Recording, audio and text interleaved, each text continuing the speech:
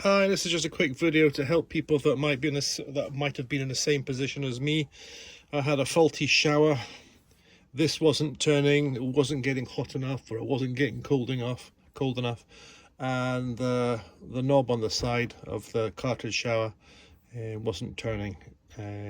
So I decided to buy a new one, and in the interim I thought I'd look at this and see if I could get a way of cleaning it.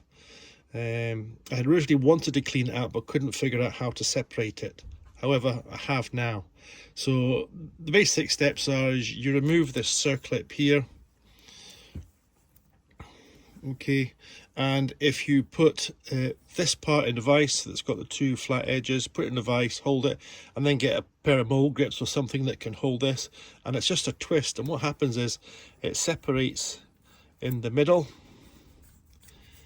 And be careful how you take it apart because the spring pushes it out, but you can actually take these apart, give them a good clean, and hopefully put them back together, and it might save you £30–40 or maybe more on buying a new cartridge.